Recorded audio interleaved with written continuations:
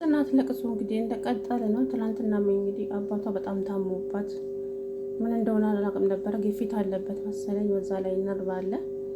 እንግዲህ በጣም እያለቀሰች የምትይዝ የምትጨብጠው አታ፣ በዛ ላይ አከራዩዋ አወጣቻቸው ከቤት ውስጥ። የእውነት አንዳንዴ ነገሮች በጣም ነው የሚደራረብባቸው እና ደግሞ አንዳንዴ ጥሩ ጓደኛ ይስጣችሁ። የምር የራሷ አዘን እንደ ራሷ፣ የሰው አዘን እንደ ራሷ አዘን አድርጋ የምታስብላችሁ ጓደኛ ይስጣችሁ ፈጣሪ።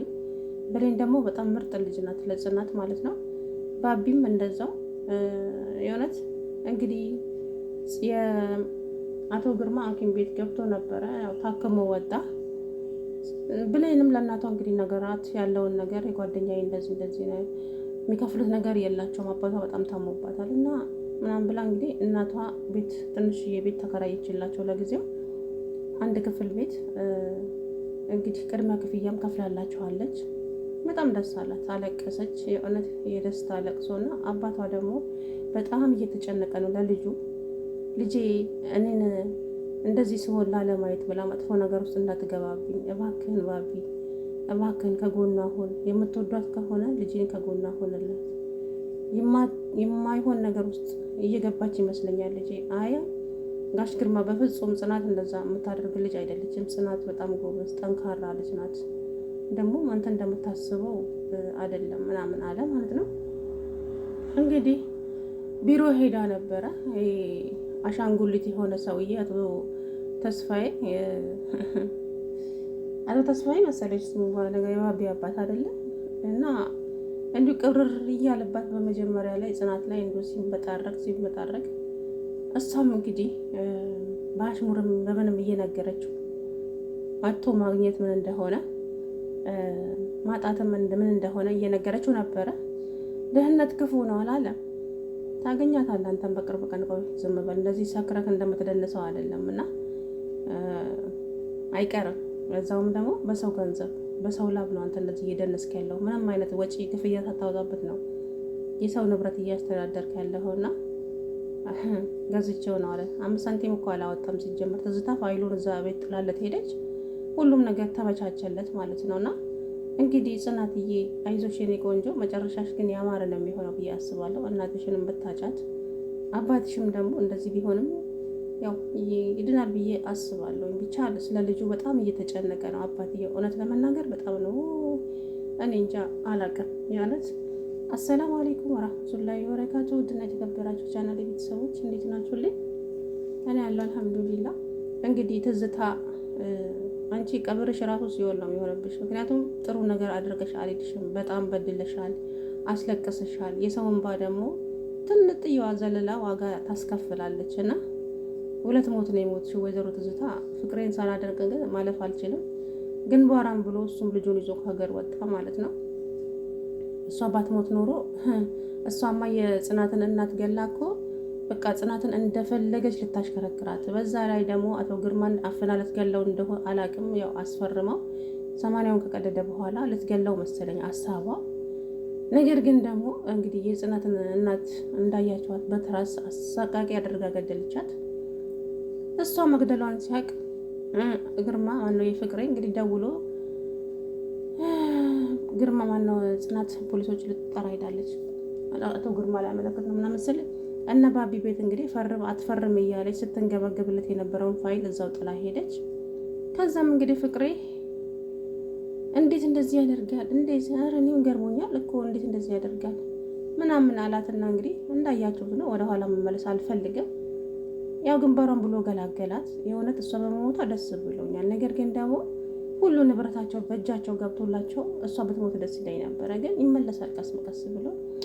እንግዲህ አቶ ተስፋዬ ባቢ ያለውን ነገር ሁሉንም ነገር ነገረው። እንግዲህ ስራውን ለቆ ነበር። መጀመሪያ ላይ ስራውን ለቅቅ ያለው ብሎ ወጥቶ ነበረ። ምክንያቱም ጽናት ጋር አትሄድም፣ እችን ልጅማ የሆነ ነገር አስነክተዋለች፣ ልጄን እሰራልሻለሁ፣ ቆይ ጽናት እሰራልሻለሁ እያለ እየፎከረ እንግዲህ ሰውየው።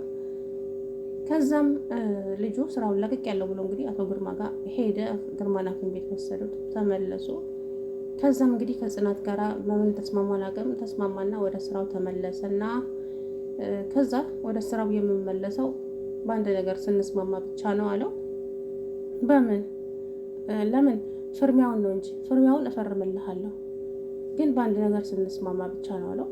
እሺ ያልከኝን አደርጋለሁ፣ ግን ምንድን ነው ሲለው ቤቱን ሸጠን ግማሹን ለነጽናት መሰጠት አለበት። ጽናት በአሁን ላይ በጣም ብር ያስፈልጋታል።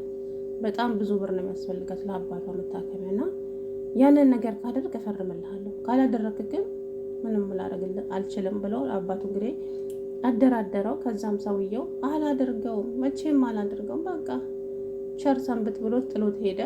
ከዛም እንግዲህ ሀሳቡን ቀይሮ አቶ ተስፋዬ ቤቱን ሸጦ ከዛ ቤቱ ከተሸጠ በኋላ ጽናትን ደውሎ ጠራት፣ ቢሮ ማለት ነው። ከዛ ጽናት አቶ ተስፋዬ ለምንድን ነው የፈለጉ ምናምን ስላት አባትሽ እንዴት ነው ምናምን ስላት አባቴ ደህና ነው ምንም አይልም አሁን እና አይ ድህነት ክፉ ነው አለ። አንተም ታገኘዋለህ ታየኛለህ። እና እንደዚህ ሲመጻደቅ ዋለና ከዛ በኋላ ከዛም አቶ ተስፋዬ አሁን ላይ ወደ ስራው መመለስ አልችልም፣ በእኔ ቦታ ሌላ ሰው ቅጠሩ፣ አሁን ላይ አባቴ ብቻውን ነው ሰው ያስፈልገዋል እና እሱን ማስታመም ስላለብኝ ወደ ስራው መመለስ አልችልም ስትለው ችግር የለውም የኔ ልጅ ችግር የለውም አለ ማለት ነው። እንደውም እንደዚህ ሲቅለሰለስ አንዳንድ ጊዜ ደካማ ጎናቸውን ይጠቀሙና ሰዎች ሊጠቀሙባችሁ ይፈልጋሉ፣ ሴትነታችሁን ሊጠቀሙባችሁ ይፈልጋሉ። እና እንደዛ አሰብኩት ሰውየውን መጀመሪያ ላይ ማለት ነው። ብሌንም እንደዛ ነው፣ አልተዋጠላትም። ግን ከዛ ተቅለሰለሰ። እንዴ ምን ሆነ ነው የሰውዬ ብዬ እሷም ትጠራጥራለች። አመሰግናለሁ ለተስፋዬ አመሰግናለሁ፣ ምስጋና ደረደረች። ከዛም ችግር የለው ምንም አይደለም ማለት እና የአካውንት ቁጥርሽን ላኪልኝ ቴክስት አድርግልኝ አላት። ላከችለት። ወዲያው ብዙ ብር አስገባላት። አሁንም ደግሞ አስገባላት። ደነገጠች። አቶ ተስፋዬ ምንድን ነው ግን ይሄ ሁሉ ብር? አይ አባትሽ መታከሚያ ይላኩልሽ ብር። አረ በጣም ብዙ ነው ግን በጣም አመሰግናለሁ አለች። እንደማልቀስም እንደመሳቅም አለች። ከዛም እንግዲህ ይሄ ብር ከየት እንደመጣ ታውቂያለሽ አላት። አረ አላውቅም ስትለው ቤቱን ሸጨዋለሁ። ለምን ማለት ምን አለችው። በቃ አባትሽ መታከም ስላለበት ቤትሽን ሸጨዋለሁ እና ግማሹን ብር አስገብቼልሻለሁ አላት ማለት ነው። ከዛ ሳቀች፣ ደስ አላት። አመሰግናለሁ አለች። እንግዲህ ምንም አይደል አባትሽን እግዚአብሔር ይማርልሽ አላትና ጽናቴም ወደ ቤት ተመለሰች። ከዛም ጽናት እንግዲህ ፈገግታዋ ትንሽ በግማሹም ቢሆን ተመለሰ። አባትየውም ሳቀ። እንግዲህ ነገረችው ያለውን ነገር። ያ ነገር አጠራጠረው ማለት ነው። አቶ ግርማ ልጄ የሆነ ነገር አለ እንግዲህ ባቢን ወደ ውጭ ይዘህኝ ውጣ ብሎት ከባቢ ጋር ቁጭ ብሎ ባቢ ልጄ መጥፎ ነገር ውስጥ እንዳትገባ ለእኔ ብላ ነው ይሄ ሁሉ እያደረገች ያለችው እና እባክህን ልጄን የምትወዳት ከሆነ ከአጠገቧ እንዳትርቅ፣ ልጄን ጠብቅልኝ፣ ተንከባከባት ምናምን። ኧረ አቶ ግርማ ችግር የለውም ጽናት እንደዛ አንተ እንደምታስባት ሴት አይደለችም፣ ጠንካራ ጀግና ሴት ናት እና ደግሞ ወደ መጥፎ ነገር ውስጥ አትገባም አለው ማለት ነው። አደራህን ልጄ እኔም ተሰቃይቼ ልጄን አሰቃየዋት እያለ እንግዲህ አቶ ግርማ ከጽናት ጋራ ከናሆሜ ናሆም ከሱ ጋር እያወራ እያለ እንግዲህ ከዛም ወደ ቤት ገባ። ከዛም ከጽናት ጋራ ወደ ውጭ ወጥተው እያወሩ እያለ ከዛም ጽናት ትወጅኛለሽ ማለት እወድሃለሁ ምን ማለት ነው ስትለው ከዛም እንግዲህ ትወጅኛለሽ መልሽልኝ ዝም ብለሽ ሲላት እወድሃለሁ አለችው። ከዛም ብላንት ስትል ቆይ ፈርሚያችንን እንደገና ልፈራረም መሰለኛልና እጇ ላይ ፈረመላት ማለት ነው። ከዛ ጠጋለና እወድሻለሁ ብሏት ሄደ። ደስ አላት፣ ሳቀች። እንግዲህ አቶ ግርማም ጽናቴ ወደ ቤት ስትመለስ የአባቷን እግሯን እያሻሸች ትስቃለች ብቻዋን። ፍርሚያውን እጇ ላይ አይቷል መሰለኝ። እንግዲህ እያሾፈባት እያለ አባትየው ሲሳሳቁ ደስ ሲሉ የምሬ ነው ብላችሁና ብሌንም እንግዲህ አቶ ተስፋዬ ቢሮ ቀጥ ብላ ሄደች። አይስ የኔ ጀግና ግን አሁን ችግር ይፈጠራል ብዬ ፈራሁ። ምክንያቱም ያው አንተማ የትዝታ ተላላኪ እንደሆንክ ገብቶኛል ምናምን ብላ አቶ ተስፋዬን እንግዲህ ግን ሁሉን ነገር ጠይቀኝ እደርስበታለሁ ከጀርባ ምን እንዳለ ማን እንዳለ ምንድነ እያለች እንግዲህ ዝታበት ወጣች።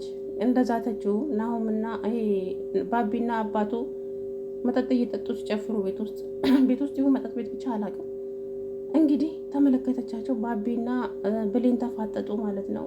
አላውቅም ብቻ የስራ ባልደረባዬ ነው ይላታል ወይ አለቃዬ ነው ይላታል ወይ አላውቅም።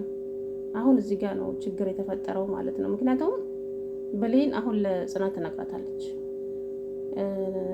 ባቢንና ሰውየውን አንድ ላይ ያየዋቸው ብላ እንግዲህ ምን እንደሚፈጠር ባላውቅም ብቻ ዘዴ ያጣ አለቃዬ ነው እንጠጣ ስላለኝ ልጠጣ ብዬ ነው አብሬ ሊል ይችል አላውቅም።